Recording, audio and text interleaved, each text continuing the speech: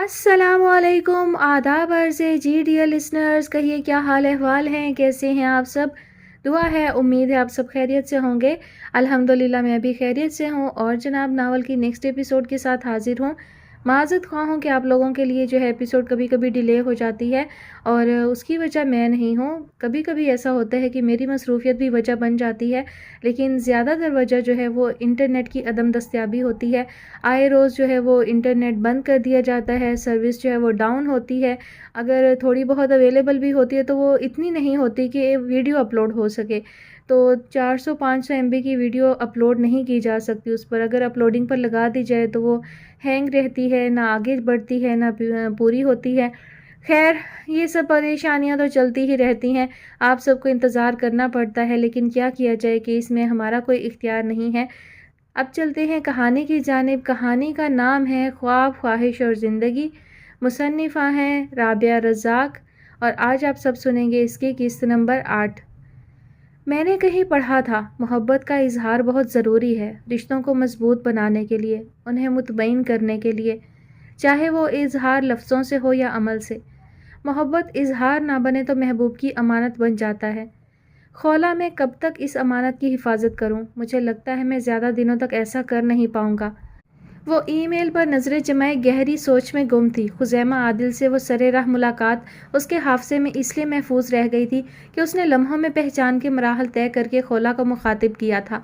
اب یہ اتفاق تھا یا اس کی چھٹی حس کا کرشمہ، لیکن خولا کو اس کی ذہانت کی داد دینی پڑی تھی، ورنہ پہلی یا دوسری ملاقات کے بعد بہت سارے لوگ خولا کشمالہ الجھن میں گرفتار رہتے تھے۔ عجیب شخص ہے، جان کو آ گیا ہے۔ وہ جھنجھلاہٹ میں مبتلا تھی، تبھی کشمالہ اندر چلی آئی تھی۔ آج شام ان کی روانگی متوقع تھی، راجہ ہاؤس کے لیے، اور اس بار نانو بھی ان کے ساتھ جا رہی تھی۔ ایک مدت بعد وہ اپنا یہ ٹھکانہ چھوڑنے پر راضی ہوئی تھی، وہ بھی کشمالہ کے پرخلوص اصرار پر۔ کشمالہ کی اس کاوش اور کامیابی پر راجہ طارق محمود بے پناہ مسرور تھے۔ انہوں نے 2.5 گھنٹے کے سفر کو آرام دہ بنانے کے لیے اپنی من پسند جیپ راجہ ہاؤس سے منگوائی تھی، حالانکہ آج کل وہ زیادہ تر کار کے ذریعے سفر کرتے تھے۔ کیا بات ہے، کس سوچ میں گم ہو؟ وہ اس کے پاس آ گئی۔ سوچ سے زیادہ تشویش میں مبتلا ہوں۔ کیا ہوا، کوئی مسئلہ ہو گیا؟ مسئلہ تو فی الحال خزیمہ عادل ہے، یہ میل پڑھو۔ انٹرسٹنگ، بندہ تو ذہین ہے اور رومانٹک بھی۔ خولا ایسے زندگی گزارنے کے لیے بہت پرفیکٹ ہوتے ہیں۔ کشمالہ جب سے اس سے مل کر آئی تھی اپنی اس رائے پر قائم تھی۔ خولا نے فوراً آنکھیں دکھائی تھیں۔ مالا، تم بالکل پاگل ہو۔ یہ آوازوں کے شہر میں گم ہو کر محبت اور سرِ راہ ملاقات پر اس کی تصدیق کرنے والے لوگ اتنے قابل اعتبار نہیں ہوتے جتنا ان کے چہرے پر لکھا ہوتا ہے۔ محبت کو اپنے مقررہ وقت پر ہونا ہوتا ہے، چاہے وہ آواز سے ہو یا چہرے سے۔ اب تم بھی دینے لگو محبت پر لیکچر۔ یہ محترم بھی اس سبجیکٹ میں PhD لگتے ہیں، میں تو بیزار ہو جاتی ہوں۔ اس نے منہ بنا کر ان باکس میں دوسری میل چیک کرنا شروع کی۔ تو ٹھیک ہے، اگنور کرتی رہو، وہ خود ہی جان چھوڑ دے گا، لیکن اس بات کا خیال رکھنا، ہمیں زندگی میں کسی پر اعتبار تو کرنا پڑتا ہے نا، اور کوئی تو ہے جو صرف ہمارے لیے بنا ہوتا ہے، ہمیں اس کا انتظار ہوتا ہے۔ کشمالہ خاصی سنجیدہ تھی۔ خولا ریوالونگ چیئر پر پوری کی پوری گھوم گئی۔ مالا، یہ تم ہو؟ تمہارے پاس اتنی معلومات؟ وہ اسے مسکراتی نگاہوں سے تول رہی تھی، کھوج رہی تھی۔ نہیں، میں تو گھاس کھاتی ہوں۔ او بابا، تمہاری طرح لفظوں سے نہیں کھیلتی، لیکن لفظوں سے آشنائی تو ہے۔ اور جب یہی بات تمہارا کولیگ سفیان کہہ رہا تھا اس وقت، شاید سفیان میرے لیے نہیں بنا ہے، اسے دیکھ کر میرے دل نے کوئی ہارٹ بیٹ مس نہیں کی تو میں کیسے یقین کر لیتی کہ ہمیں ساتھ رہنا ہے۔ وہ بات کرتے ہوئے عجیب سے انداز میں مسکرائی تھی۔ اس کی آنکھوں میں کوئی لمحہ ٹھہرا ہوا تھا جو خولا کی نظروں سے اوجھل تھا۔ وہ اچھل کر کھڑی ہو گئی۔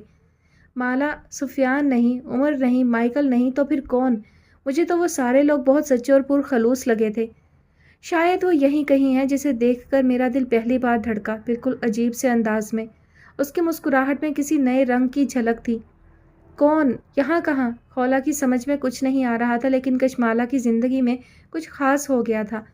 تمہیں خود پتہ چل جائے گا، میں نہیں بتاؤں گی، وہ سرشاری سے بولی اور اس سے ہاتھ چھڑا کر باہر نکل گئی۔ مالا، میں تمہیں چھوڑوں گی نہیں، تم نے اتنی بڑی بات مجھ سے چھپائی۔ آئی ول کل یو۔ وہ اس کے پیچھے لپکی تھی۔ اچھا آؤ بتاؤں۔ مالا نے اس کا ہاتھ پکڑ لیا تھا اور سیڑھیاں اتر کر دونوں گول کمرے کے ساتھ بنے ہال میں آ گئی تھی، جس کے آمنے سامنے دیواروں پر خوبصورت پینٹنگز آویزاں تھیں، مگر اس کی ایک دیوار پر محض ایک تصویر تھی۔ شیشے کے فریم میں سنجیدہ چہرے والی فل سائز پورٹریٹ میں اس کا اونچا لمبا قد نگاہوں میں اتر رہا تھا، کسی کاؤ بوائے کے انداز میں۔ आला नस्ल के घोड़े की बाग उसके हाथ में थी और वो अपने मजबूत कदमों के साथ चला जा रहा था। अकब में सब्जी का मैदान था जिस पर इक्का दुक्का सरों के दरख्त थे। कशमाला चंद कदम चलकर उसके सामने आ गई और साथ खड़े होते हुए बेसाख्ता बोली, हम कैसे लग रहे हैं दोनों? तुम दोनों? वो बेइख्तियार हंस पड़ी थी। उसकी आंखों में तस्वीर के लिए सताइश के रंग नहीं थे, बल्कि वो तस्वीर में जान डालने वाले मुजस्मे को किसी परस्तार की निगाह से देख रही थी। उसकी नीली आंखों को यह मंजर इतना खूबसूरत और मुकम्मल लगा कि वो बेइख्तियार आगे बढ़कर उससे लिपट गई थी। माला, मुझे यकीन नहीं आ रहा कि तुम यहाँ आकर इस शख्स से हार जाओगी। How amazing! माना कि उसे नज़रअंदाज करना आसान नहीं, उस पर एक निगाह इत्तफाकन पड़ जाए तो दिल दूसरे के लिए तकाजा करता है और आंखें सवाल। लेकिन तुम जानती हो ये शख्स जिस माहौल में ग्रूम हुआ है, बल्कि मुझसे ज़्यादा जानते हो इस घर का लाइफस्टाइल। तुम्हें अंदाज़ा तो होगा ना, वो बहुत अलग मिजाज का बंदा है, इंट्रोवर्ट सा। लफ्ज़ खोला के गुलाबी लबों से यूं फिसल रहे थे जैसे वो कोई रटा हुआ स्क्रिप्ट बोल रही हो। यही तो कमाल है, उसे ज़ुबान और बयान पर दस्तरस रेडियो में काम करने की वजह से नहीं थी, बल्कि यह खुदादाद सलाहियत थी जो उसको माँ की तरफ से विरसे में मिली थी। अभी तो मैं सिर्फ उसे जानने और अपने फीलिंग्स को समझने के मराहल में हूँ। मुझे इन दोनों कामों में बहुत मज़ा आने लगा है। वह एक बार फिर तस्वीर के साथ जाकर खड़ी हो गई थी। उसका चेहरा आशिर अब्बास के पथरीले चेहरे पर शनासाई के रंग तलाश कर रहा था, मगर वह बला का खूबसूरत चेहरा जाने क्यों इतना ज़िंदगी से शाकी था कि फितरत के इंतहाई दिलकश मंजर का हिस्सा होने के बावजूद वो अपनी ही सोचों में गुम था। खौला ने पहली बार उसे इतने मशरकी रूप में देखा था। आशिर अब्बास का जिक्र करते हुए उसका चेहरा दमकने लगा था।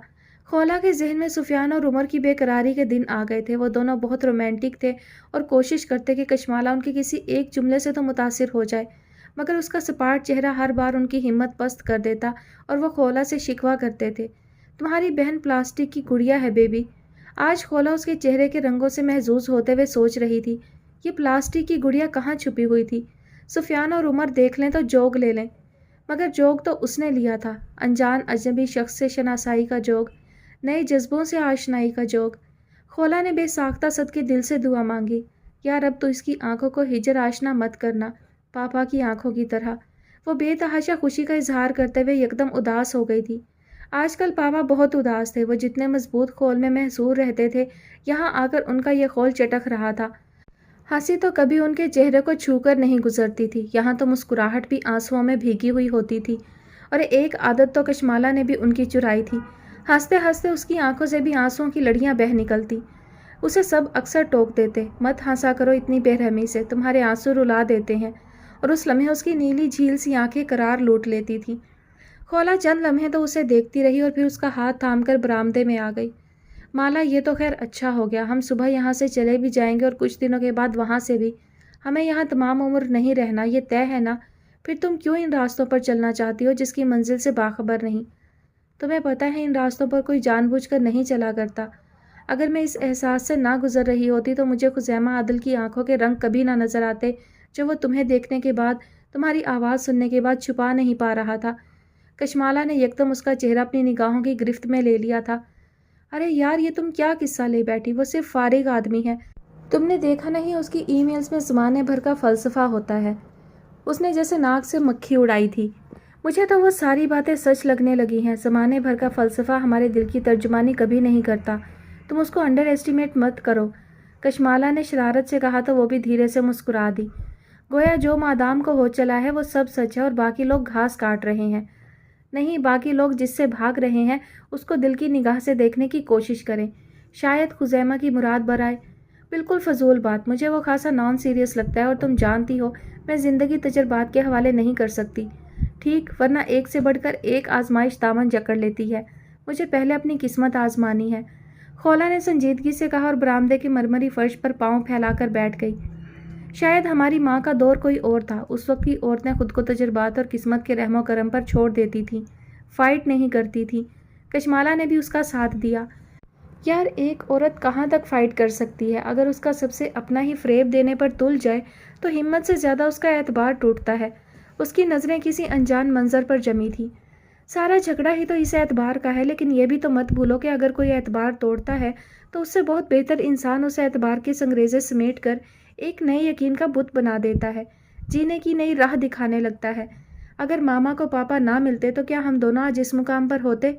کشمالہ نے اسے مثبت راہ دکھائی تھی اور وہ اس بات سے 100% متفق تھی، لیکن ہر کوئی پاپا جیسا غیر معمولی انسان نہیں ہوتا اور نہ ہی ماما جیسا خوش قسمت، بلکہ بہت سارے لوگ منیر کمال اور شمائلہ کی طرح ہوتے ہیں۔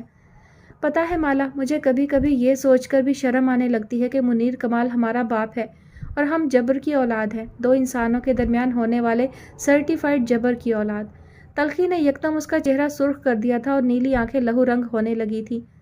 تمہیں صرف شرم آتی ہے، مجھے خود سے نفرت ہونے لگتی ہے۔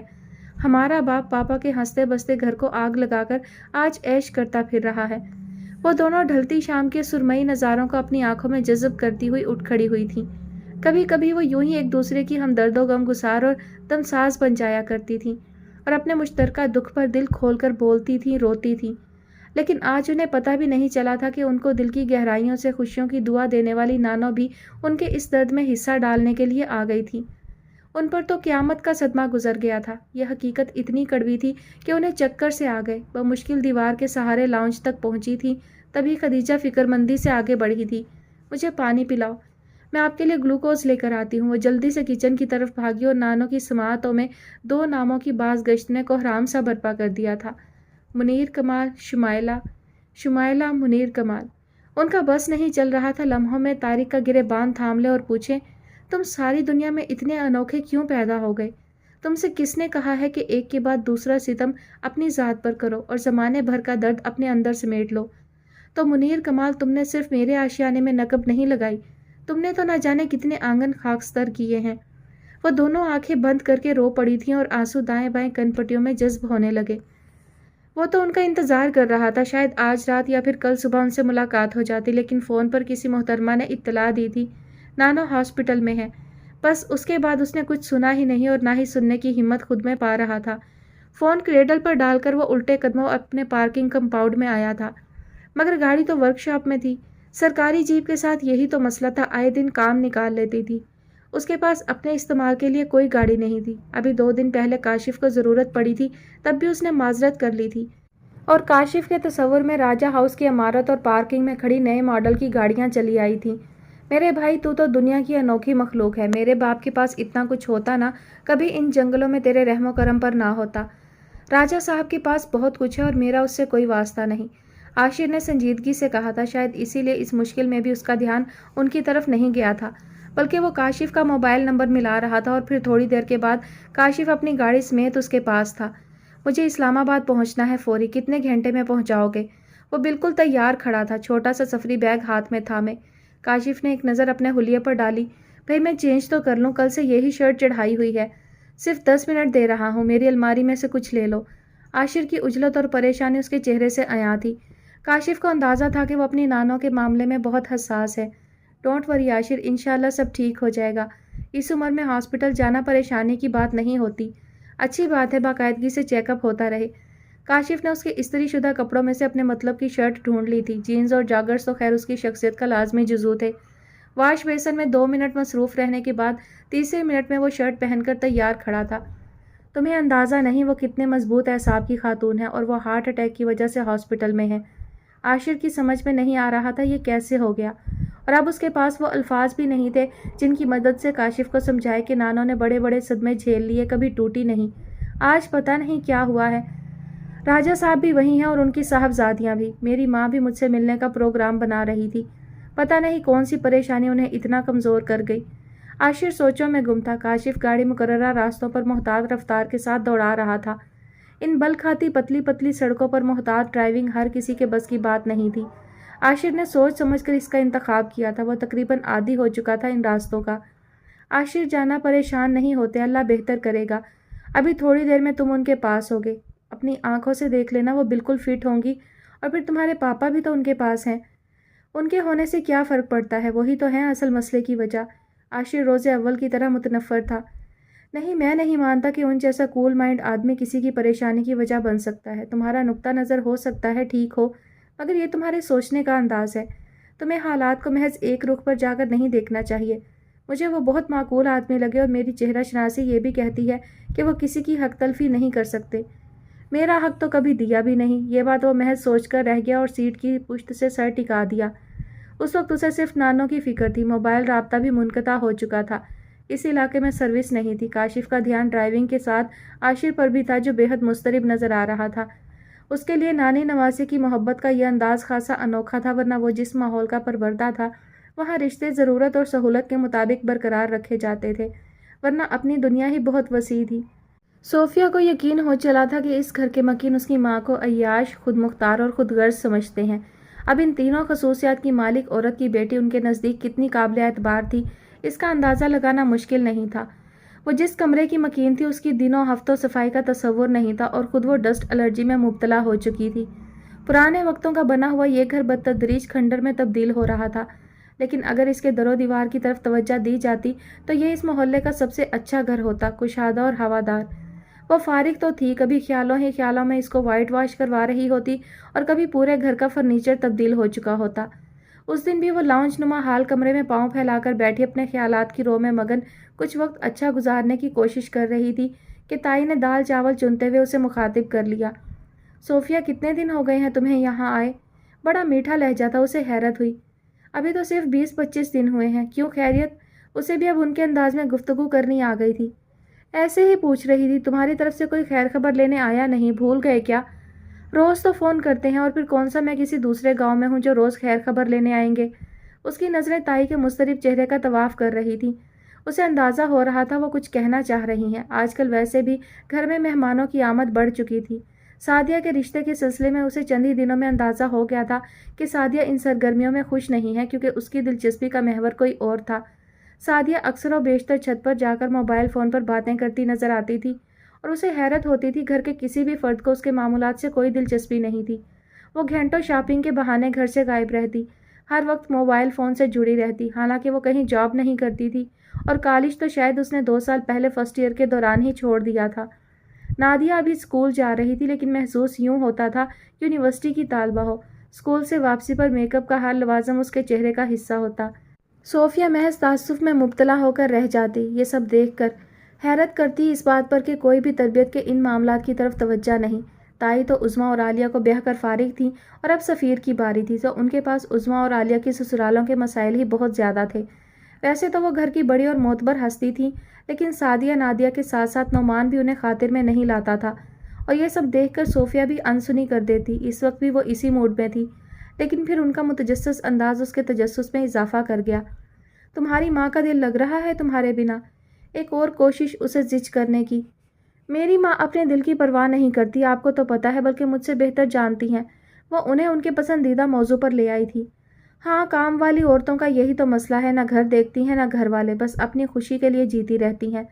उन्होंने फ़ौरन तायीद की थी। सोफिया ने भी सर हिलाकर साथ दिया था। उसे यह मनपसंद मौजू छेड़ने के लिए ज़्यादा मेहनत नहीं करना पड़ती थी। ताई, ज़िंदगी भी तो एक बार मिलती है, अपनी खुशियों के लिए जीना कोई जुर्म तो नहीं, सोफिया ने बाआवाज़ बुलंद कहा था। सादिया अभी अभी बैरूनी दरवाजे से अंदर दाखिल हुई थी, थकी हारी। उसकी बड़ी बड़ी आंखों में फैला हुआ काजल बिल्कुल अच्छा नहीं लग रहा था। सोफिया ने एक नज़र उस पर डाली और दूसरी ताई पर। वो सर झुकाकर अपने कमरे की तरफ जाना चाहती थी, तभी ताई ने उसे आवाज़ दे दी। सादिया, आज सुबह से तेरी माँ भी गायब है और तू भी। कहाँ हो तुम दोनों? मुझे क्या पता माँ कहाँ है, मैं तो ज़रा बाजार तक गई थी। नए टेलर ने मेरे कपड़ों की फिटिंग ख़राब कर दी थी, वही बताने गई थी। उसका अंदाज़ ऐसा था कि कोई मज़ीद सवाल ना करे। भला बाजार से कपड़े सिलवाने की ज़रूरत भी क्या है, मैं सी लेती हूँ, तुम्हारी अम्मा का हाथ भी साफ़ है। फिर भी तुम लोग फजूल खर्ची से बाज नहीं आती। 200-250 में जोड़ा आ जाता है, तुम एक सिलाई के थमा कर आ जाती हो। ताई का मूड ख़राब हो चुका था और सादिया का उससे भी ज़्यादा। हाँ, आप लोगों को सिलाई तो आती है, मगर कपड़े सीना नहीं आते। अभी हमारी उम्र थैले पहनने की तो है नहीं। उसने लिहाज बालाए ताक रख दिया था। सोफिया ने एक नज़र उसके चुस्त लिबास और दूसरी ताई के धुआं धुआं चेहरे पर डाली। उन लम्हों में मुस्कुराहट जब्त करना खासा मुश्किल काम था, मगर वो इस मार्के का हिस्सा बनने के बजाय इसको देखना और सुनना चाहती थी। वो आज पहली बार सादिया को इस अंदाज से सुन रही थी। स्याह रंग की तंग कुर्ती, घेरदार शलवार और सुर्ख रंग का दुपट्टा उसकी सांवली रंगत पर खासा मुनासिब लग रहा था। उसकी बड़ी बड़ी आंखें काजल से हमेशा भरी रहती थी, जिससे सोफिया को बहुत उलझन होती थी। लेकिन अब मसला यह था कि वो उसे कोई मशवरा नहीं दे सकती थी, वरना वो खासी माकूल सूरत लड़की थी। अगर वो अपने बालों को ट्रिम करवा लेती, थोड़ा सा वज़न कम कर लेती और सबसे बड़ी बात, अपने चेहरे की शिकनें दूर करके मिजाज की तलखी कम कर लेती। इस वक्त भी सादिया ने महज एक नज़र सोफिया पर डाली और दिल ही दिल में उसके शाहाना अंदाज से खाइफ होते हुए अपने कमरे की तरफ बढ़ गई। صوفیہ سے خائف ہونا یا اسے اپنے مقابل سمجھنا اس عمر کا تقاضا تو تھا، مگر اس کا تدارک ممکن نہیں تھا۔ صوفیہ یہاں بھی مہنگے بوتیک کا لباس زیب تن کر کے سیاہ بالوں کو شانوں پر بکھرائے یوں گفتگو کرتی تھی جیسے کہیں کی مہارانی ہو۔ اس کے ہاتھ میں ہمیشہ مہنگا موبائل ہوتا جو سعدیہ کو احساس کمتری میں مبتلا کر دیتا۔ وہ بڑی مشکلوں سے یہ کم قیمت موبائل حاصل کر پائی، وہ بھی ماں سے طویل جنگ کے بعد، اور اب تو ایک دوسری جنگ کا آغاز ہونے والا تھا۔ دراصل آج سے چند مہینے قبل اس کی زندگی تبدیلی کے جس رنگ سے آشنا ہوئی، وہ رنگ اب اس کی شخصیت کا اعتماد بن چکا تھا۔ اب وہ چند مہینے پہلی والی انجان سعدیہ نہیں تھی جو عظمیٰ اور عالیہ کی طرح ماں باپ کے فیصلے پر سر جھکا دیتی اور ہر کمی بیشی سے سمجھوتا کر کے شوہر کی خدمت کر کے سسرال والوں کے دل جیتنے کی کوشش کرتی۔ سمجھوتا تو اس نے آج تک اس گھر کے ساتھ نہیں کیا تھا جہاں وہ پیدا ہوئی تھی اور اپنی عمر کا بہترین دور گزارا تھا۔ اس کا بس نہیں چلتا تھا وہ اس گھٹن زدہ ماحول کو لمحوں میں الوداع کہہ کر اپنی مرضی کی دنیا بسا لیتی، مگر یہ اس کی بدقسمتی اور اس کے گھر والوں کی خوش قسمتی تھی جو وہ خود میں بغاوت کی ہمت نہیں پاتی تھی۔ لیکن اب تو ہمت کا مسئلہ ہی نہیں تھا اور بغاوت کے لیے اسے جو ساتھ درکار تھا وہ بھی میسر آ گیا تھا۔ صوفیہ کو اس نے بارہا تجسس اور حیرت کے ساتھ دیکھا۔ بھلا اس کو کیا مجبوری تھی جو وہ یہاں چلی آئی تھی اپنی خوشگوار زندگی چھوڑ کر؟ یہ بھی اس کا پکنک منانے کا ایک انداز ہوگا۔ اس کی حتمی رائے جو بھی ہو، لیکن وہ اس سے حد درجہ مروب ہونے کے باعث بات کرنے کی ہمت بھی نہیں کرتی تھی، اور کچھ صوفیہ کا محتاط انداز بڑھتے قدم روک دیتا تھا۔ اس وقت بھی اگر صوفیہ نہ ہوتی تو تائی سے مار کا ضرور طول پکڑتا۔ آج کل وہ اسے حد درجہ بری لگنے لگی تھی۔ ہر دوسرے دن کوئی نہ کوئی خاتون چلی آتی، کبھی اپنے دیور کے لیے تو کبھی بیٹا ساتھ ہوتا امیدوار بن کر، اور ان حالات میں وہ اپنا پوسٹ مارٹم ہوتے دیکھ کر احتجاج بھی نہیں کر سکتی تھی، بس خاموش رہ کر اچھے وقت کا انتظار کر رہی تھی۔ تائی نے ضد باندھ لی تھی جلد از جلد اس کا رشتہ پکا کر کے شادی کرنے کی، اور اس گھر کے بیشتر فیصلے چونکہ تائی کی ذہانت کے مرہون منت تھے اس لیے کوئی ان کے سامنے حجت بھی نہیں کرتا تھا۔ صوفیہ کو اندازہ ہو گیا تھا آج کل ان کا من پسند موضوع کیا ہے، اس لیے وہ اشارے دے کر تفصیلات کی منتظر تھی۔ تبھی چچی چلی آئیں، سعدیہ سے زیادہ تھکی ہاری۔ اندر اور باہر کی گرمی نے ان کا سرمئی گاؤن بھگو سا دیا تھا اور دوپٹہ اور گاؤن جلد از جلد اتار کر پنکھے کے نیچے آ گئیں۔ بی بی کہاں غائب ہو آج دن بھر سے؟ تائی کا لب و لہجہ خاصا متجسس تھا۔ چچی ویسے بھی گرمی سے نڈھال تھی، بھڑک کر رہ گئیں۔ اب ہر جگہ آپ کو بتا کر جانے سے رہی، آپ کو کوئی کام تھا کیا جو میرے بغیر نہیں ہوا؟ تم کون سا کام پورا کرتی ہو جو میں تمہارا انتظار کروں گی؟ مجھے تو فی الحال یہ بتاؤ آپا کلثوم کو کیا جواب دینا ہے؟ وہ انتظار کر رہی ہیں ہمارے جواب کا، ورنہ ان کے بیٹے کو لڑکیوں کی کمی نہیں، ماشاءاللہ برسر روزگار ہے۔ تائی دال چاول سے فراغت پا کر اب فرصت سے بیٹھ چکی تھی۔ براؤن کلر کے ملگجے سوٹ میں ان کا بھاری وجود تخت کے بیشتر حصے پر قابض تھا۔ یہ ان کی پسندیدہ جگہ تھی، بلکہ اس سرخ چادر پوش لکڑی کے مضبوط تخت کو ان کی فرمائش پر ہی لاؤنج اور کوریڈور کے درمیانے حصے میں ڈالا گیا تھا۔ یہاں وہ کچن کے ساتھ کمروں میں بپا ہونے والے ہنگامے کے بارے میں بھی باخبر رہتی تھی۔ چاچی کو اب کچن سنبھالنا تھا، رات کا کھانا، برتن اور دیگر کام ان کی ذمہ داری تھے۔ بیٹیوں کو وہ کم ہی اپنے ساتھ شامل کرتی تھی، اس جواز کے ساتھ کہ ساری زندگی چولہا ہانڈی ہی تو کرنا ہے، یہاں تو بکھیڑوں سے بچی رہیں۔ اس لمحے صوفیہ کو اپنی ماڈرن ماں کا وہ سخت لہجہ بہت یاد آیا تھا جب انہوں نے اس پر دوپہر کا کھانا بنانے کی پابندی لگائی تھی۔ اچھی لڑکیاں زندگی کے کسی بھی مقام پر دوسروں کو مایوس نہیں کرتی، چاہے وہ گول روٹی بنانے کا مرحلہ ہی کیوں نہ ہو، ایک بار انہوں نے کہا تھا۔ مگر میں اچھی لڑکی بالکل نہیں ہوں، وہ احتجاج کرتی۔ مگر میں اپنی بیٹی کو بہت زیادہ باصلاحیت اور منفرد دیکھنا چاہتی ہوں۔ ان کا نرم لہجہ یادوں کی مہکتی دنیا میں لے گیا تھا، لیکن اس دنیا میں جا کر رہنا اس وقت ممکن نہیں تھا، سو وہ سر جھٹک کر چچی کی طرف متوجہ ہو گئی جو اپنی مصروفیات گنوا رہی تھیں۔ ایک تو سوال پورب جواب پچھم، تمہاری یہ عادت بری ہے؟ میں نے آپا کلثوم کا پوچھا ہے۔ آپ بھی تو ہتھیلی پر سرسوں جماتی ہیں، ذرا صبر کر لیں، آنے دیں اس کے باپ کو، میں اکیلی کیا فیصلہ کر سکتی ہوں؟ وہ بھلا کب ان سے دبتی تھی؟ اس کا باپ ایک ہفتے کے لیے گیا ہے، اور سچ بتا دوں جلدی کچھ کر لو، مجھے تمہاری اولاد کے ارادے کچھ ٹھیک نہیں لگتے۔ تم تو برقع اور ٹوکری اٹھا کر گھر سے نکل جاتی ہو، اور تمہارے پیچھے وہ بھی، اللہ جانے روزانہ کون سا ٹیلر اس کا انتظار کرتا ہے۔ تائی نے تلخی کی انتہا کر دی تھی۔ صوفیہ کو تو اب کسی زبردست مارکے کی امید تھی، مگر حیرت انگیز طور پر چاچی نے خاموش رہ کر ان کڑوے جملوں کو پی لیا تھا۔ آپ فکر نہ کریں، اس کا باپ آ جائے تو کچھ کرتے ہیں، میں خود پریشان ہوں، اس کی ہٹ دھرمی سے بہت تنگ کرنے لگی ہے۔ اس معاملے میں دونوں کی رائے قدرے یکساں تھی۔ صوفیہ کے ذہن میں 2 دن پہلے والا وہ منظر تازہ ہو گیا تھا جب سعدیہ چھت پر کسی کے ساتھ موبائل فون پر مصروف تھی۔ چاچی شاید اسی کی تلاش میں اوپر آئی تھی۔ اپنے مخصوص لہجے میں چند باتیں سنانے کے بعد انہوں نے اس سے موبائل چھیننے کی کوشش کی، ساتھ میں ہلکے پھلکے ہاتھ بھی جما دیے، मगर सादिया भी भला की ढीठ और बाहिम्मत थी, ना मोबाइल हाथ से छोड़ा और ना उनकी बातों पर कान धरे। पुलिस लगवा दूंगी तेरे उस होते सोते के पीछे, तू देख लेना। ये एक माँ की धमकी थी बेटी के लिए। सोफिया ने सुनकर सर पीट लिया। उसकी बदकिस्मती ये थी कि उसका स्टोर नुमा कमरा उसी छत के कोने पर था जहाँ पर घर का हर फर्द सस्ताने या दिल की भड़ास निकालने चला आता। सोफिया को उस दिन पहली बार मोबाइल फ़ोन के बढ़ते हुए इस्तेमाल और उसकी आसान दस्तियाबी से खौफ आया था। पता नहीं टेक्नोलॉजी का इस कदर इस्तेमाल मसाइल बढ़ाने के लिए है या कम करने के लिए।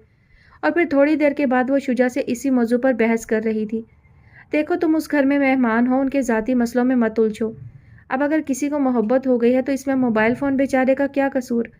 कसूर मोबाइल फ़ोन का नहीं है, कसूर तो उस दस्तक का होता है जो किसी भी ज़रिए से दिल की दुनिया में हलचल मचा देती है। अब तुम जालिम तो ना बनो। शुजा ने उसकी किसी भी बात पर संजीदा ना होने की कसम खा ली थी और उसने तंग आकर अपना मोबाइल फ़ोन ही ऑफ कर दिया था। लेकिन फिर आने वाले 1-2 दिनों में उसे घर में होने वाली सरगोशियों और सरगर्मियों से पता चल गया था कि असल मसला इस मोबाइल फ़ोन से ही शुरू हुआ था। सादिया जिस लड़के के साथ शादी करना चाहती थी वो उसके SMS मशगले की दरियाफ्त था। दोनों की दोस्ती मोबाइल फ़ोन पर हुई थी और आज बात इतनी बढ़ गई थी कि वो शादी के लिए उसके अलावा किसी का नाम सुनना नहीं चाहती थी। लड़का कौन था, किस ख़ानदान से था, क्या करता था और किस तरह के किरदार का मालिक था, घर वालों के नज़दीक ये सब सवाल अहम थे। मगर सादिया की हठधर्मी ने गोया सबकी अकल माऊफ कर दी थी। सोफिया इस सारे किस्से में महज खामोश तमाशाई थी, गो कि उसकी मौजूदगी में अमूमन खामोशी ही इख्तियार की जाती थी। शायद इसकी एक वजह यह भी थी कि यह मसला अभी घर के सरपरस्तों की नज़रों से ओझल था। ताई और चाची उसे अपने अंदाज से हल करने की कोशिश में थीं। नौमान और सादिया के दरमियान जानी दुश्मनी का आगाज़ भी हो चुका था। दरअसल वो बहुत सारे दिनों से सादिया के मामूलात पर नज़र रखे हुए था। बिला आखिर जब वो मामले की तह तक पहुंच गया तो मुफस्सिल रिपोर्ट लेकर दोनों माओं के सर पर सवार हो गया। आप लोगों को अंदाज़ा भी है सादिया किस दलदल में जा फंसी है। वो लड़का नीच ज़ात का आवारा मिजाज है, बस सिगरेट के लंबे लंबे कश लेकर दोस्तों में शो मारता रहता है और उन्हीं दोस्तों से वो अपनी मोहब्बत की दास्तान भी शेयर कर रहा था जो मैंने सुन ली थी। गोया तुम भी उनके दोस्तों में शामिल हो, सोफिया ने सुनकर सोचा था। आप लोग कुछ नहीं कर पाएंगे, वो एक दिन इस घर से चली जाएगी। तो क्या करें, बिरादरी से बाहर उसकी शादी करके नाक कटवा लें? ताई ने तुनक कर कहा था। आपकी बिरादरी कौन सी इतनी आला और दौलतमंद है जो नाक कट जाएगी? वो उनसे ज़्यादा तुनक मिजाज था। चची का सर मजीद झुक गया। सादिया ने उसका सारा तंतना खाक में मिला दिया था। पसंद भी किया तो किसको? घटिया खानदान का। भला हम लोगों से क्या कहेंगे, हमारा दामाद गाने बजाने वालों में से है। उन्हें तो बस यही फिक्र सताई जा रही थी, बाकी उसके रोज़गार और रहन सहन से कोई गर्ज नहीं थी। वो स्टेज पर शो वगैरह करता था। शादी ब्याह की महफिलों में गाने बजाने के साथ उसके चचा अब्बा वगैरह का अपना बैंड भी था, जिसे अब लोग शाज़ो नादिर ही शादी या दीगर तकरीबात में इनवाइट करते थे। नए दौर के तकाजे भी नए थे। अब वक्त बदलने के साथ मौसीकी सुनने और बजाने के मेयार में भी फ़र्क आ चुका था। लोग पॉप बैंड और रॉक म्यूज़िक की तरफ मतवज्जा थे। उनके नज़दीक लोक गीतों और म्यूज़िकल दस्तों का दौर माजी की धूल बन चुका था। जिस तरह इस देसी मौसीकी की वुक्कत नहीं रही थी, इसी तरह इससे वाबस्ता ख़ानदान भी कसम पुरसी का शिकार थे। उनके घर के मर्द इस पेशे से जुड़े हुए थे और औरतें आज भी अपने घरों में मकीद वक्त बदलने का इंतज़ार कर रही थीं। सादिया ऐसी ही एक कम फहम औरत बनने जा रही थी। सोफिया ने सोचा तो जाने क्यों झरझरी सी लेकर रह गई। बहरहाल औरत होने के नाते वो अपनी इस अमजाद से हमदर्दी कर सकती थी, जिसने इंतखाब भी किया तो किस्मत चकमा दे गई। नौमान छत के एक कोने में बैठा सिगरेट पर सिगरेट फूंक रहा था। बिजली ना होने के बाइस सोफिया भी अपने कमरे की घुटन से घबराकर बाहर निकल आई थी। आज नीचे गैर मामूली सन्नाटा था। चचा रात ही घर वापस आए थे और सुबह होने के बाद घर के बहुत सारे मसले उनके गोश गुजार किए जा चुके थे। अब ये खामोशी किसी बड़े तूफान की इत्तला दे रही थी। नौमान के घर में मौजूदगी भी यकीनन बिला जवाज़ नहीं थी। उसने सोफिया को देखकर ताज़ा सिलगाया हुआ सिगरेट मसल डाला और उठकर उसके पास आ गया। हम समझते हैं मोहब्बत के तकाज़े, लेकिन कैसे कोई उस दर पर बन के सवाली जाए। याद करते हैं उसे तो ये मजबूरी है, हब्स में क्यों ना भला ताज़ा हवा ली जाए। वो इस सितमगर के शहर से लौट आया था तन्हा तन्हा, दिल जो उसके दियार में छोड़ आया था। ध्यान के हर रास्ते पर भी वो चल रही होती थी, कभी गुस्सा दिखा रही होती थी और कभी खाइफ लहजे में साथ चलने का सबब पूछ रही होती थी। अब भला इन सारी बातों के जवाब में उसके पास कहने के लिए सिर्फ एक लफ्ज़ होता था, मोहब्बत मोहब्बत, जिसे वो ज़ेरे लब दोहराकर यूं होंठ भींच लेता था जैसे कोई गुस्ताखी हो गई हो। और गुस्ताखी तो इस दिल ने कर ही डाली थी। पहले उसकी आवाज़ के ज़ेरो बम में उलझा, फिर उसके चेहरे के दिलकश खालो खत पर यूं मरमिटा जैसे वो उसी की तो मुंतज़िर थी, उसकी आंखों में बसना चाहती थी। صرف اسی کے خیالوں پر حکمرانی کے لیے بے چین تھی، مگر ان سب میں سے کچھ بھی نہیں تھا۔ خزیمہ عادل نے خولا کمال کی طرف دوستی کا ہاتھ بڑھایا تھا اور اس نے پیشکش مسترد کر دی تھی۔ میں آلریڈی کمیٹڈ ہوں، اس نے بہت مختصر کہا تھا، اور خزیمہ عادل کے دل میں چھناکے سے ہو گئے تھے۔ نہیں، ایسا نہیں ہو سکتا، میں نے آپ کا انتظار کیا ہے مدتوں۔ وہ بے اختیار ہو گیا تھا۔ مجھے اپنے فیصلے کرنے کے لیے کسی کی مداخلت کی ضرورت نہیں، میں اپنی زندگی ہر طرح کا حق رکھتی ہوں۔ آئی ہوپ آپ مجھے تنگ نہیں کریں گے۔ شائستگی سے بھرپور لہجہ ابھی بھی اس کی سماعتوں میں محفوظ تھا۔ اس کے باوجود وہ اسے یہاں آنے کے بعد بھی روزانہ ای میل کرنا نہیں بھولتا تھا، اور وہ جب سے اپنے گھر آیا تھا سامیہ کی معنی خیز نظروں میں بس ایک ہی سوال مچل رہا تھا۔ منہ پھٹ تو تھی، مگر عمر اور رتبے کا لحاظ اسے روکے رکھتا کہ وہ خزیمہ سے خولا کے بارے میں پوچھے، جو آج کل ریڈیو پروگرام بھی نہیں کر رہی تھی۔ خزیمہ کا دل چاہتا تھا چپکے سے اس کے کانوں میں ایک بار تو یہ سرگوشی کر لے کہ تمہارا بھائی خولا سے مل کر آیا ہے، لیکن یہ سننے کے بعد وہ جس انداز سے پھر کیا ہوا کا راگ الاپ تھی، اس کا جواب خزیمہ کے پاس بالکل نہیں تھا، اس لیے وہ اس کی لطیف سی چھیڑ چھاڑ مستقل نظر انداز کر رہا تھا۔ اماں آپ سمجھا لیں سامیہ کو، مجھے مستقل تنگ کر رہی ہے۔ آفس سے واپسی پر وہ نہا دھو کر فریش موڈ کے ساتھ اماں ابا کے ساتھ ان کی مخصوص نشست پر بیٹھا تھا کہ وہ خواہ گلا کھنکارنے لگی۔ لائے بھیا سر دبا دوں۔ پیار کا یہ انداز بھی خطرے سے خالی نہیں تھا۔ وہ یقیناً اس کے کانوں کے قریب ہونا چاہتی تھی۔ پہلے بھیا کے لیے آم کاٹ کر لے آؤ، پھر آ کر سر دبانا۔ کھانے پر بالکل توجہ نہیں دیتا، شکل دیکھو مرجھا کر رہ گئی ہے۔ دوسرے شہر میں بھی کہاں اپنا خیال رکھا ہوگا؟ دوسرے شہر میں اس کا خیال جو رکھا ہوگا، سامیہ جاتے جاتے بڑبڑائی، اور وہ ایک گہری سانس لے کر اماں کی طرف متوجہ ہو گیا جو رات کے کھانے کے لیے سبزیاں کاٹ رہی تھی۔ ابا ہمیشہ کی طرح اپنی اخباری دنیا میں مگن تھے، اپنے خوبرو بیٹے پر ایک آدھ اجڑتی سی نگاہ ڈالنے کے بعد بظاہر تو اخبار میں مصروف تھے، لیکن ذہن دوسری جانب پرواز کر رہا تھا۔ 28 سال کا ہو جائے گا خزیمہ بھی۔ ابا آج کی اہم خبر کیا ہے؟ وہ اپنا ذہن ہلکا کرنے کے لیے ان کی توجہ حاصل کرنا چاہتا تھا۔ خبریں تو وہی پرانی ہیں، البتہ یہ رپورٹ دل دہلا دینے والی ہے۔ کون سی رپورٹ؟ اماں متجسس ہوئیں۔ ہندوستان آج بھی سیکولر اسٹیٹ نہیں ہے، انہوں نے سرخی پڑھی تھی۔ پھر ظلم کر رہا ہوگا مسلمانوں پر۔ وہ ایک گہری سانس لے کر رہ گئیں۔ ہندوستان میں مسلمان کبھی بھی محفوظ نہیں تھے۔ بھائی صاحب نے جب اپنا کاروبار بمبئی منتقل کیا تھا، میں نے تب بھی ان کی مخالفت کی تھی، مگر وہ اس زمین کو چھوڑنے کی ہمت نہیں کر سکے۔ اکثر سوچتا ہوں کس حال میں ہوں گے وہ اور ان کے بچے۔ فون پر خیریت کے 2 لفظ سن کر دل خوش تو ہو جاتا ہے، مگر بھائی کے دل کی بات سنے مدت بیت گئی۔ ابا اخبار ایک طرف رکھ کر یاسیت سے کہہ رہے تھے۔ ان کے افسردہ چہرے پر ماضی کے کربناک دنوں کا عکس لہرا رہا تھا۔ انہوں نے قیام پاکستان کے وقت ہجرت کا دکھ نہیں جھیلا تھا، اسی زمین سے دل لگانے کی کوشش کی تھی جہاں ان کے آباء و اجداد دفن تھے، مگر پھر حالات قابو سے باہر ہو گئے۔ مسلمان جہاں کہیں بھی تھے زیر عتاب تھے۔ تب انہوں نے ہجرت کی ٹھانی تھی۔ اپنا ہنستا بستا گھر اور علی گڑھ یونیورسٹی میں پڑھانے کا خواب چکنا چور کر کے وہ آج سے 30 سال پہلے کراچی چلے آئے تھے۔ جس مٹی سے خمیر اٹھا ہو اسے اجنبیت کی نگاہ سے دیکھنا آسان نہیں ہوتا، مگر وقت اور حالات کے تقاضے سے مجبور ہو کر انہوں نے یہ دکھ بھی سہا، اور سب سے بڑی خلش تو اس بات کی تھی کہ ابھی بھی ان کا ایک بھائی اور ایک بہن ہندوستان کے شہری تھے، اور اس 30 سال کے عرصے میں وہ صرف ایک بار ان سے مل سکے تھے، وہ بھی خود ان کی اپنی کوششوں سے، ورنہ بھائی وہاں اپنی زندگی میں خاصے مگن اور مسرور تھے۔ نئی نسل میں رشتے ناتوں کی معلومات تو تھی، مگر ملنے کی چاہت اس طرح نہیں تھی جس طرح ابا کا دل اپنے بھائی یا بہن سے ملنے کے لیے ہمکتا تھا۔ کبھی کبھی تو کسی معصوم بچے کی طرح ان کی آنکھیں نم ہو جاتیں، تب اماں ڈھارس بندھاتی، آج آپ بھائی صاحب کو فون کر لیں اور تفصیلی بات کر لیں۔ وہ اپنے رفیق حیات کا ملول چہرہ کبھی نہیں دیکھ سکتی تھی۔ فوراً خزیمہ کو کارڈ لیس فون لانے کا اشارہ کیا تھا۔ اس نے بھی تعمیل کی۔ سامیہ عام پلیٹوں میں سجائے بیٹھی تھی۔ اس کا ذہن اس وقت مکمل کسی افسانوی کہانی میں الجھا ہوا تھا۔ 30 سال بعد تایا کے بچوں سے ملاقات، کوئی شادی شدہ تو کوئی غیر شادی، کوئی ہالی ووڈ کا فلم پروڈیوسر اور کسی اپنے کی تلاش میں مصروف۔ تایا بیٹی کی شادی کے لیے پریشان۔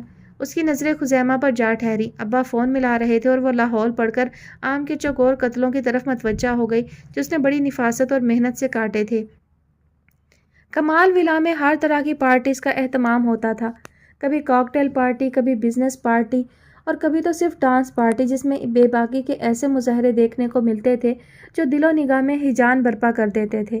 لیکن شمائلہ اب بے حس ہو چکی تھی۔ دوسروں کی تھاپ پر منیر کمال کا ساتھ ضرور دیتی تھی، مگر اس کے اندر کی مورنی مر چکی تھی جو اپنی قسمت پر نازاں ہو کر محبوب کی خوشنودی کے لیے دیوانہ وار ناچتی ہے۔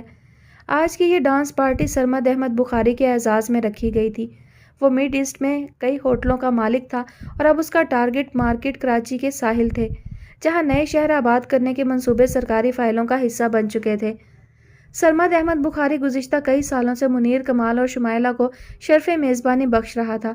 شمائلہ کو دیکھ کر اس کا کشادہ چہرہ مزید سرخ ہو کر چمکنے لگتا تھا اور اس کے مضبوط جسم میں چیوٹیوں کا رقص شروع ہو جاتا۔ وہ خوبصورت جسم اور دلکش چہروں کا شائق تھا اور ہر بار اس کی احتیاج کمال ولا میں پوری ہو جاتی۔ منیر کمال خاص طور پر اس کی آؤ بھگت کرتا تھا اور شمائلہ کو بھی خصوصی تاکید تھی۔ اس وقت بھی وہ شمائلہ کمال کا ہاتھ تھامے ڈانسنگ فلور کی طرف بڑھ رہا تھا۔ جلتی بجھتی روشنیاں، تیز میوزک اور عریہ جسم اس شب کی سیاہی میں مزید اضافہ کر رہے تھے، جو کمال ولا کے وسیع و عریض بیسمنٹ میں سر شامی اپنے پر پھیلا کر بین کرنے لگی تھی۔ کیا بات ہے بیبی، اتنی سست کیوں ہو رہی ہو؟ وہ اس کے نیم عریہ شانوں پر ہاتھ پھیرتے ہوئے مست لہجے میں بولا۔ Not feeling well. سلور نگینوں والی سیاہ میکسی میں وہ دہکتا ہوا انگارہ لگ رہی تھی، لیکن سرمد احمد بخاری نے اس کی بیزاریت کو محسوس کر کے ڈانسنگ فلور کی طرف جانے کی بجائے غیر ملکی مشروبات کے کاؤنٹر کی طرف رخ کر لیا تھا۔ دونوں ایک دوسرے کا ہاتھ تھامے منیر کمال کے سامنے سے بھی گزرے تھے، مگر اس کی توجہ ایک نئی لڑکی کی جانب تھی جو ڈری سہمی کونے میں کھڑی تھی۔ بیٹھتے ہیں کچھ دیر، بہت دن ہوئے ہم نے دل کی باتیں نہیں کی۔ وہ تمہارا بزنس پارٹنر اپنے چکروں میں ہی الجھائے رکھتا ہے۔ سرمد احمد بخاری نے موٹی سی گالی دے کر منیر کمال کی طرف اشارہ کیا تھا، جو نئے چہرے کو اس محفل کے اسرار و رموز سکھا رہا تھا۔ کم آن سرمد، وہ میرا شوہر ہے۔ وہ زبردستی مسکرائی۔ ایک آدھ کانٹریکٹ مجھ سے بھی کر لو، کیا فرق پڑتا ہے، ایک سے دو شوہر ہو جائیں۔ اس کی مسکراہٹ تو بہت دلکش تھی، مگر مکروہ ارادے کی وجہ سے شمائلہ کمال کے تن بدن میں کئی چھید کر گئی تھی۔ وہ ذرا خفگی سے اسے دیکھنے لگی۔ اچھا بھائی، سرکار برا مان جاتے ہیں، اس لیے کوئی اور بات کرتے ہیں۔ یہ بتاؤ انڈیا کے ٹور کا کیا پروگرام ہے، کب نکلنے کا ارادہ ہے؟ وہ اب اس کے مہنگے کاسمیٹکس سے سجے چہرے پر فطری خوبصورتی کھوج رہا تھا۔ بلا شبہ اس کا حسن آج بھی مدہوش کر دیتا تھا۔ میں تھک گئی ہوں سرمد، کچھ دن آرام چاہتی ہوں، صرف اپنے ساتھ رہنا چاہتی ہوں، ان سب جھمیلوں سے دور۔ وہ اس سے اپنے دل کی ہر بات کر لیا کرتی تھی۔ تو ٹھیک ہے، میرے ساتھ کیپ ماؤٹ چلو، میں 1 مہینے کا ٹرپ رکھ لیتا ہوں، تفریح بھی ہو جائے گی اور بزنس بھی۔ وہ اسے اس طرح کی آفرز دیتا رہتا تھا اور شمائلہ انکار بھی نہیں کرتی تھی۔ دونوں کی ملاقات 6 سال پہلے دبئی کے ایک کلب میں ہوئی تھی اور بے تکلفی ہر ملاقات میں بڑھتی گئی تھی۔ سوچتی ہوں، اس کی نظریں اس ڈرے سہمے چہرے پر جمی تھیں جو شاید آج پہلی بار اس محفل میں آئی تھی۔ اس کا ساتھی کسی اور کے ساتھ مگن تھا اور وہ… سوچو مت، اپنے شوہر کو بتا دو فی الحال فارغ نہیں ہو، ایک لمبے ٹور پر جا رہی ہو۔ وہ کسی اور سے کام چلاتے دیکھ کر ہراساں تھی۔ شاید یہ اس کی زندگی کا پہلا تجربہ تھا، اس لیے۔ ہاں، اسے کیا فرق پڑتا ہے، اس بار اس نے بالکل تازہ مال تھائی لینڈ سے منگوایا ہے۔ وہ خباثت کے انتہائی درجے کو چھو رہی تھی، اس کے چہرے پر کاروباری مسکراہٹ تھی۔ اچھا، مجھے تو نظر نہیں آ رہا۔ آج تو سارے دیسی نمونے وقت پاس کرنے کے لیے جمع کیے ہیں تم لوگوں نے۔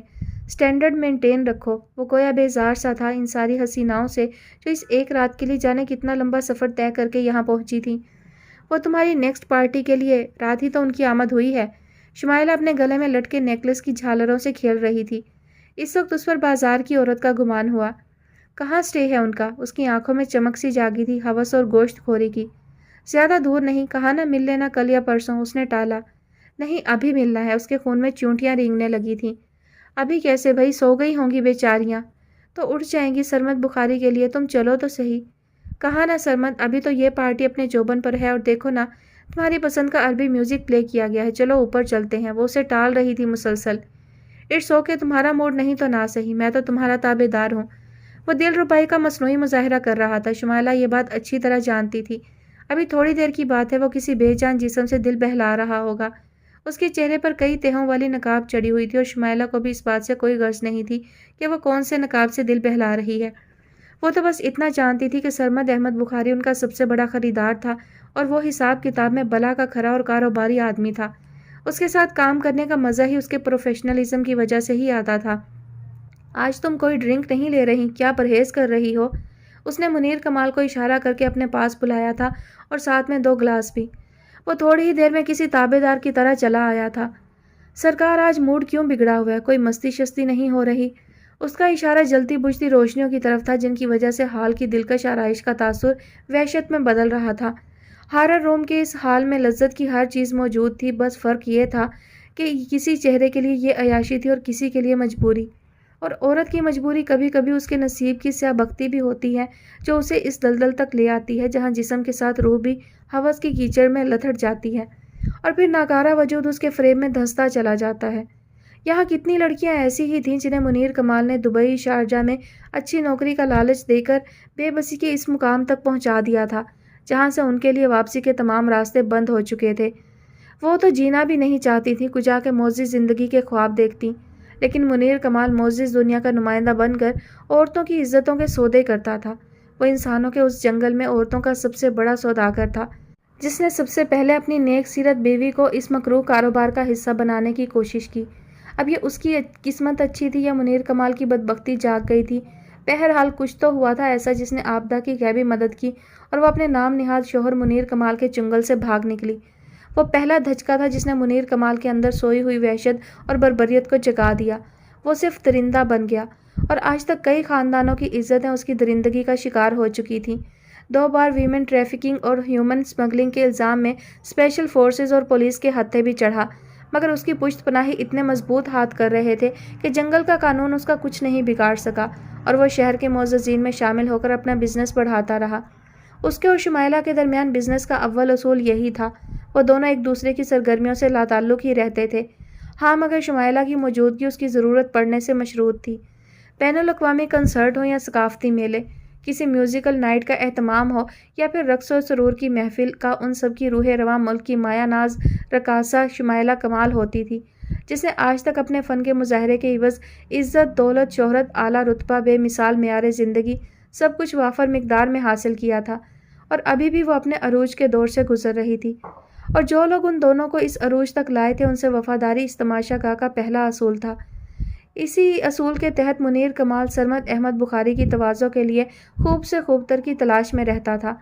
آج کی پارٹی کا مہمان خصوصی چونکہ سرمد احمد بخاری تھا، اس لیے وہ معززین کے درمیان راجہ اندر بنا ہوا تھا۔ شمائلہ اسے بھرپور کمپنی دے رہی تھی جس کا سبب محض کاروباری تعلق نہیں تھا بلکہ دونوں کی ذہنی ہم آہنگی خوب تھی۔ مینٹل کیمسٹری ایک ہونے کی وجہ سے دونوں ایک دوسرے کی قربت سے لطف اندوز بھی ہوتے تھے، جسے منیر کمال جانتے بوجھتے نظر انداز کر دیتا تھا۔ اس وقت بھی اس کی بے نیازی کا یہی عالم تھا۔ وہ ان دونوں کے ساتھ اجنبیوں کے سے انداز میں بیٹھا ادھر ادھر کے قصے سنا رہا تھا۔ تب سرمد احمد بخاری نے آج کی دریافت کے بارے میں استفسار کیا۔ تم نے کہا تھا ہیرا چن کر لائے ہو، کب ملواؤ گے ہمیں؟ آپ حکم تو کریں، ہیرا آپ سے زیادہ فاصلے پر نہیں، وہ دیکھیں۔ منیر کمال نے معنی خیز نگاہوں کے ساتھ ایک تنہا بیٹھی لڑکی کی طرف اشارہ کیا جو اپنے ساتھی سے ناراض ہو کر بیٹھی تھی۔ وہ پہلی بار کسی ایسی محفل میں آئی تھی، اس کی آنکھیں حیرت اور خوف کے مارے کبھی ساکت ہو جاتی، کبھی بند۔ وہ جس کے ساتھ نائٹ پارٹی کا مزہ لینے آئی تھی وہ کسی ماہر رقاص کی طرح کبھی ایک لڑکی تو کبھی دوسری لڑکی کو اپنی باہوں کا جھولا دے رہا ہوتا۔ شاید انہی باتوں سے خائف ہو کر وہ فلور سے نیچے اتر آئی تھی۔ سرخ رنگ کی گھیردار فراک اور تنگ ٹراؤزر میں اس کا فربہی مائل جسم سرمد احمد بخاری کی شاطر نگاہوں نے لمحوں میں دیکھ لیا تھا۔ اس کے چہرے پر برائے نام سا میک اپ رہ گیا تھا، باقی وہ بے چینی کے سبب اپنے ہاتھوں سے صاف کر چکی تھی۔ اس کے بھرے بھرے گداز ہونٹ گہری لپسٹک کی چکنائی سے محروم ہو چکے تھے، بس سرخ رنگ نظر آ رہا تھا۔ آنکھوں میں سراسیمگی اور چہرے پر غیر معمولی خوف کا تاثر لیے وہ خوش گپیاں کرتے، مصنوعی قہقہے لگاتے میک اپ زدہ چہروں کے درمیان منفرد تو نظر آ رہی تھی، مگر اس کا اعتماد ہوا ہو چکا تھا، کیونکہ وہ زندگی میں پہلی بار اس نئی دنیا کے انوکھے ماحول سے آشنا ہو رہی تھی۔ سرمد احمد بخاری چند لمحے اسے دیکھتا رہا۔ یہ تو واقعی اس کی پسند کا مال تھا۔ وہ ایسی لڑکیوں کو بہت پسند کرتا تھا جو ڈری سہمی خوف سے چیخیں مارتی، کبھی اس سے رہائی مانگ رہی ہوتی اور کبھی اپنی نجات کے لیے اس کے مرنے کی دعا۔ اس کے لہو میں سیاہ خونخوار کتوں کی دوڑ شروع ہو چکی تھی۔ وہ ان دونوں میاں بیوی کو چھوڑ کر کھڑا ہو گیا۔ وہ اس سے پہلے کبھی ایسے لوگوں میں نہیں بیٹھی۔ اس نے زندگی میں پہلی بار مرد اور عورت کا یہ روپ دیکھا تھا۔ اسے حال میں بیٹھے خوبصورت اور باوقار چہرے کسی ڈرامے کا کردار لگ رہے تھے، اور ڈانسنگ فلور پر ناچتے عریاں جسم کسی بیہودہ فلم کے مناظر۔ وہ جلد از جلد اس اذیت ناک ماحول سے نکلنا چاہتی تھی، یہ اس کے چہرے پر واضح لکھا تھا۔ سرمد احمد بخاری اس کے پاس چلا آیا، حسب عادت اس کا کندھا چھو کر اپنی موجودگی کا احساس دلایا۔ ہائے بیبی، کیا نام ہے تمہارا؟ جی، وہ ہڑبڑا کر کھڑی ہو گئی اور متلاشی نگاہیں ڈانسنگ فلور کے ایک کونے پر جا ٹکی۔ میں سرمد ہوں، اور تم؟ اس بار وہ ہاتھ مصافحہ کے لیے آگے بڑھاتے ہوئے بولا۔ وہ ذرا سا جھجکی، مگر پھر منیر کمال کے سکھائے آداب محفل یاد آ گئے۔ پسینے سے بھیگا ہوا ہاتھ سرمد احمد بخاری کے مضبوط ہاتھ میں دیتے ہوئے اس کے حلق سے بمشکل آواز نکلی تھی، میں سعدیہ ہوں۔ وہ جھوٹ بولنا چاہ رہی تھی مگر عادت نہیں تھی اپنی پہچان بدلنے کی، اور نہ ہی آج تک اس کی ضرورت پڑی تھی۔ گڈ سعدیہ، تم بور ہو رہی ہو شاید اس شور ہنگامے سے، آؤ میں تمہیں اچھی سی ڈرنک پلواتا ہوں۔ وہ انتہائی ہینڈسم سوٹڈ بوٹڈ آج کی محفل کا سب سے شاندار بندہ خود اس کے پاس چل کر آیا تھا اور اب ڈرنک کی آفر کر رہا تھا۔ اس کے اندر فطری خود نمائی کے جذبے نے جلدی سے سر ابھارا، خوف کی لہر دب گئی۔ وہ ذرا سا مسکرائی، ڈانسنگ فلور کی طرف دیکھا، ہنوز وہی ماحول تھا۔ Come on enjoy the party, let's dance with me. اگلی پیشکش پر وہ متحیر سی رہ گئی۔ میں اور آپ کے ساتھ ڈانس؟ بمشکل لہجے کی بوکھلاہٹ پر قابو پایا۔ Why not, come with me, وہ اس کا ہاتھ تھام کر بولا اور اس کے قدم خود بخود اس کے ساتھ ہو لیے۔ سعدیہ رحمت اللہ باعزت، شریف اور تمام عمر روایتوں پر مر مٹنے والے گھرانے کی خواب دیکھنے والی احمق سی لڑکی کے قدم دلدل کی طرف جاتے ہوئے بارہا لڑ کھڑائے، مگر اسے اپنے محبوب نما ساتھی پر اس قدر غصہ تھا کہ وہ اس کو تاؤ دلانے کے لیے سرمد احمد بخاری کا ہاتھ تھامے آگے بڑھتی چلی گئی۔ تھوڑی تھوڑی دیر کے بعد آنکھوں کے آگے اندھیرا بھی چھانے لگتا، حلق میں کانٹے بھی پڑنے لگتے اور معاف ذہن کے کسی گوشے میں پوری شدت کے ساتھ دستک بھی ہوتی۔ یہ میں کیا کرنے جا رہی ہوں؟ مجھے یہ سب تو نہیں کرنا تھا۔ میں تو اظہر کے ساتھ آئی تھی، اس نے کہا تھا میں تمہیں پارٹی میں لے کر چل رہا ہوں۔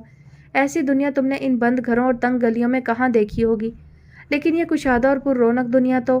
اس کی چھٹی حس چیخ رہی تھی، کچھ غلط ہونے کا احساس مستقل دلا رہی تھی، لیکن پسینے میں بھیگا ہوا اس کا ہاتھ جس شخص نے پکڑ رکھا تھا وہ لمحوں میں اس سے اتنا زیادہ مرعوب ہو گئی تھی کہ اظہر کو بھول کر اس کے ساتھ بڑھتی چلی گئی تھی۔ حالانکہ ڈانسنگ فلور پر تو اظہر بھی لے کر گیا تھا، مگر اتنے مشاق اور پھرتیلے لوگوں کے درمیان اس کے قدم ہلنا تو دور کی بات، سانس لینا بھی محال لگ رہا تھا۔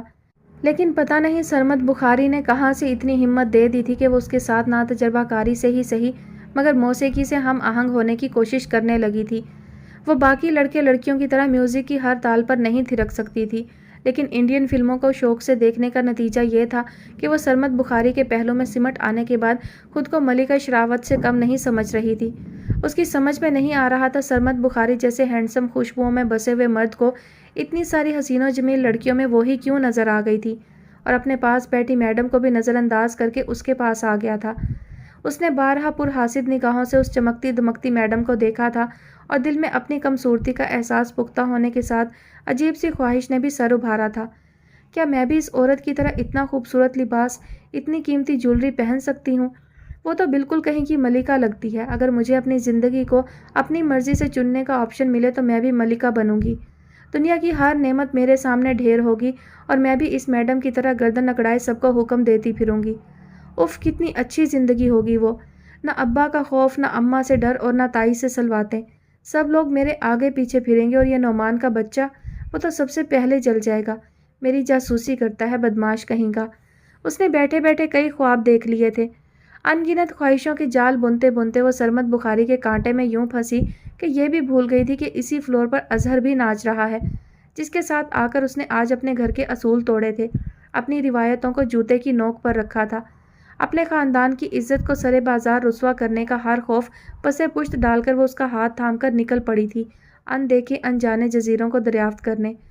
گھر والوں کی نظر میں تو وہ اپنی کسی دوست کے گھر میں رات رکنے گئی ہوئی تھی، لیکن ان کی شرافت اور خاندانی نجابت کا چاند جس انداز سے چڑھنے جا رہا تھا اس کے آثار ظاہر ہونا شروع ہو گئے تھے۔ سنو، تم کہاں سے آئی ہو؟ سرمد بخاری نے بڑے مست بے خود لہجے میں پوچھا تھا تو وہ زمانے کے سرد و گرم سے بے نیاز اس بھولے بھالے چہرے کو بڑی پرشوق نگاہوں سے تک رہا تھا۔ اس کی گھاگ نگاہوں نے لمحوں میں جان لیا تھا کہ یہ پکا ہوا پھل ہے، بڑے شوق سے جھولی میں آن گرے گا۔ اس کے نم ہاتھوں سے لپکتے شعلے، اس کے گھبرائے ہوئے چہرے پر نمی کے ننھے منھے قطرے اور شرمیلی سی مسکراہٹ سرمد بخاری کو اوائل جوانی کے ان دنوں میں لے گئی تھی جب وہ ہر خوبصورت چہرے کا شیدائی تھا اور ان کی معصومیت کو پامال کرنے کا عاشق۔ میں اظہر کے ساتھ آئی ہوں، وہ یہ معلومات فراہم نہیں کرنا چاہتی تھی مگر جلد بازی میں منہ سے نکل گیا۔ اظہر تمہارا بوائے فرینڈ ہے یا…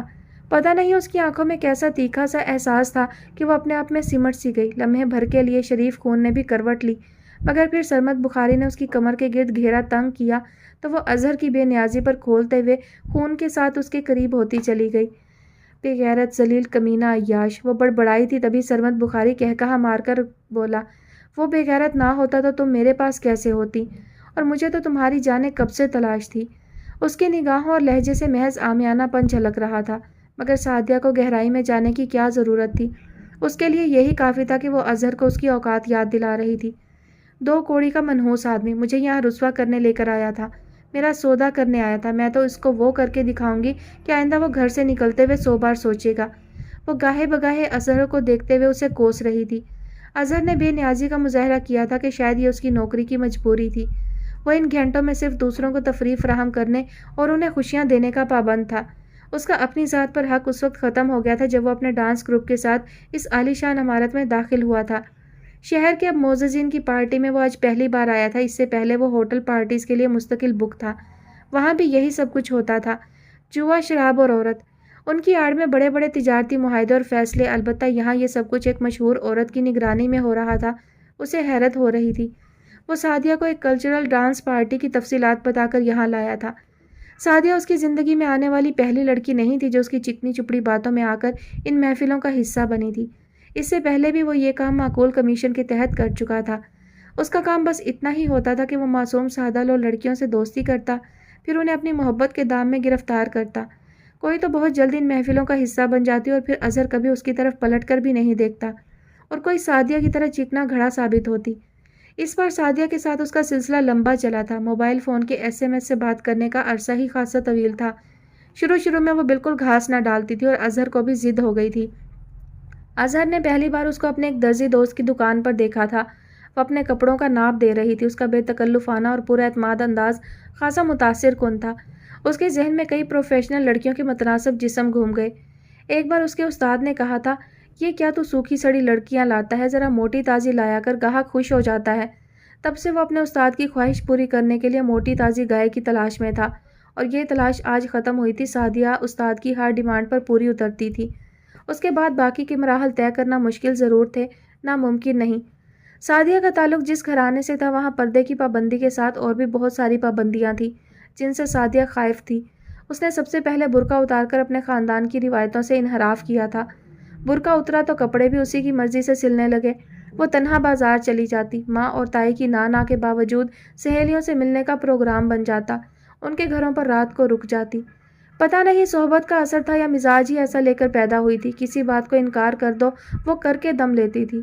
تعلیم کی کمی، تربیت کا فقدان یا پھر گھر کے منتشر نظام کے اثرات، وہ ذہنی و اخلاقی کجی کے کسی رویے کو غلط نہیں مانتی تھی۔ اظہر کے ساتھ دوستی کرتے ہوئے بھی اس کے پاس یہ دلائل موجود تھے کہ مجھے اپنی زندگی اپنے انداز سے جینے کا حق ہے اور کسی کو پسند کرنا کوئی گناہ نہیں، لیکن اس نے کسی کی اس بات کو کبھی غور سے نہیں سنا تھا کہ پسند کے لیے وہ راستہ اختیار کرنا چاہیے جو اخلاقیات کے دائرے پر پورا اترتا ہو۔ شاید یہ سب کچھ بتانے والا کوئی تھا ہی نہیں، اور نہ ہی کبھی اس پر اتنا اعتبار کیا گیا کہ وہ اپنے گھر میں کسی کو دوست سمجھ کر زندگی میں آنے والی اس نئی تبدیلی سے آگاہ کرتی۔ بہرحال کچھ بھی اس کے حق میں نہیں تھا، نہ اس کے گھریلو حالات اور نہ ہی اظہر کی آنکھوں میں اسے اپنا چہرہ نظر آتا تھا۔ وہ اسے سامنے بٹھا کر پرشوق نظروں سے تکتا رہتا تھا اور اسے بارہا یہ یقین دلا چکا تھا کہ تم میری زندگی میں آنے والی پہلی لڑکی ہو اور تم میری عزت ہو، میں تمہیں اپنی دلہن بناؤں گا، تمہارے سوا میں کسی کو اپنی زندگی میں شامل کرنے کا تصور نہیں کر سکتا۔ یہ سب کچھ تواتر کے ساتھ سننے کے بعد سعدیہ کو اس پر اندھا یقین ہو گیا تھا، اور اس یقین کے سہارے وہ اس کے ساتھ ہر جگہ چلی جاتی تھی۔ اس یقین کی ڈور پکڑ کر وہ آج کی اس پارٹی میں چلی آئی تھی۔ بقول اظہر اس طرح کی گیدرنگ مقدر والوں کو ملتی ہے۔ شہر کی کریم وہاں جمع ہوگی اور ان کے سامنے مجھے پرفارم کرنا ہوگا۔ کیا پتہ کسی بڑے شو کا چانس بن جائے، اور پھر دیکھنا دنوں میں ہماری قسمت بدل جائے گی اور ہم بھی وہ زندگی جئیں گے جو ان دولت مند خوبصورت لوگوں کا مقدر ہوتی ہے۔ میں تمہارے ان گداز ہاتھوں کو ہمیشہ اتنا ہی نرم اور شفاف دیکھنا چاہتا ہوں۔ تمہارے ارد گرد خوشیاں ہی خوشیاں ہوں، میں تمہیں محروم زندگی نہیں دینا چاہتا میری جان۔ میں نے پتہ نہیں کیا کیا خواب دیکھ رکھے ہیں۔ ہم شادی کے بعد یہاں نہیں رہیں گے، ہم دونوں کے ستارے ملیں گے اور ہمارے مقدر جاگ جائیں گے۔ ان گنت خوابوں کا سلسلہ تھا جو وہ بلا تکان اس کے سامنے دہرائی جاتا تھا، اور سعدیہ شادی کے بعد خوشکن لمحات کے تصور میں دنیا میں ہی جنت کے مناظر ڈھونڈنے لگتی۔ دیوانی عمر کے پاگل خواب، جن کی تعبیر پانے کے لیے عورت کو ہمیشہ کچی عمر کی دہلیز پر کھڑے ہو کر ایک ہی جملہ سننا پڑتا ہے، یہ چاؤ چونچلے شادی کے بعد کے لیے اٹھا رکھو۔ اور پھر کبھی وہ یہ بھی سنتی ہے، ارے اس عمر کی لڑکیاں بناؤ سنگار کرتی اچھی نہیں لگتی، یہ تو اپنے مرد کے لیے اچھا لگتا ہے۔ عورت کا اصل آئینہ تو اس کے شوہر کی آنکھیں ہوتی ہیں۔ اور پھر جب ایسے ہی خوابوں کی دنیا میں وہ من چاہا شخص لے جائے جسے دل و نگاہ نے شوہر کے طور پر چن لیا ہو، تو پھر اس کی ہر بات پر بلا سوچے سمجھے یقین کرنے کو دل چاہتا ہے۔ اسی یقین کی وجہ سے آج وہ اظہر کو طنزیہ نگاہوں کے حصار میں لیے سرمد بخاری کی باہوں کے گھیرے میں کھڑی تھی۔ اظہر نے چند لمحے اپنی نگاہیں اس کی طرف مرکوز کی تھیں، مگر پھر جلد ہی ماحول کے اثر میں چلا گیا تھا۔ شاید یہی وہ لمحہ تھا جب اس کا دل گہرے پاتال میں ڈوبتا چلا گیا تھا۔ وہ کیا سوچ کر آئی تھی اور کہاں کھڑی تھی؟ اس کی عقل نے کام کرنا شروع کیا تھا تو پیروں تلے زمین بھی کھسکنا شروع ہو گئی تھی۔ کہیں تو کچھ غلط ہونے جا رہا تھا، اور جو کچھ آج تک ہوا تھا وہ بھی ٹھیک نہیں تھا۔ یہ وہ اظہر نہیں تھا جو اس کے لیے پاگل تھا، اس کے حسن کے قصیدے پڑھتا تھا، جس کے ماں باپ اس کے گھر پر آئے تھے اور جس کے لیے اس نے گھر والوں کے ساتھ بغاوت کا آغاز کر دیا تھا۔ یہ تو کوئی گھٹیا اور کم ظرف انسان تھا، جس کی محبت ایک دوسرے شخص کے گھیرے میں تھی اور وہ بے نیاز بنا اپنے دھندے میں مگن تھا۔ بے غیرت کہیں کا، اس نے ایک موٹی سی گالی دی تھی۔ کچھ کہا تم نے؟ امپورٹڈ شراب کی بانس اس کے نتنوں میں بے رحمی سے گھس گئی تھی۔ نہیں تو میں مزید نہیں کر سکتی، نیچے جا کر بیٹھ جاؤں؟ اسے ابکائیاں سی آنے لگی تھی۔ ٹی وی اسکرین پر نظر آنے والا یہ خوبصورت ماحول جانے کیوں اتنا بدبودار تھا کہ اس کا دم متلانے لگا تھا۔ وہ اظہر کی غیرت کو جگانے، اپنی خود نمائی کے جذبے کو تسکین دینے کے لیے یہاں تک تو آ گئی تھی، مگر اب برداشت جواب دے گئی تھی۔ اپنی رسوائی کے صدمے سے زیادہ اظہر کی بے حسی نے نڈھال کیا تھا۔ یہ وہ اظہر نہیں تھا جو ٹیلر شاپ پر گھنٹوں اس کا انتظار کرتا تھا، جو میٹھی میٹھی باتیں کرتے ہوئے بڑے شوق سے اس کا ہاتھ تھامتا تھا، جو آنکھوں میں زمانے بھر کی شوخیاں سمیٹ کر اسے دیکھتا تو وہ کیف و سرور کے انوکھے احساس سے دوچار ہو جاتی۔ کیا اس کی وارفتگیاں جھوٹی تھیں؟ کیا اس کی آنکھوں سے پھوٹتی جذبوں کی روشنیوں میں کھوٹ تھا؟ کیا وہ ایک فریب تھا؟ اور سب سے بڑا ستم کہ وہ اس فریب نظر کا شکار ہو گئی۔ وہ یہ سب سوچتے ہوئے یکدم چکرا کر سرمد بخاری کی باہوں میں جھول گئی تھی۔ اس نے سعدیہ کو گرنے نہیں دیا تھا اور اظہر یہ منظر دیکھ چکا تھا، اس لیے جان بوجھ کر رخ موڑ گیا۔ سرمد بخاری سے پہلے منیر کمال اوپر پہنچ گیا اور برا سا منہ بناتے ہوئے سعدیہ کو ہوش میں لانے کی کوشش کی، مگر وہ کہاں اتنی آسانی سے ہوش میں آنے والی تھی۔ سرمد بخاری کو اس ڈری سہمی خوفزدہ لڑکی سے ہمدردی ہو چلی تھی۔ اسے گیسٹ روم میں پہنچاؤ، میں آتا ہوں۔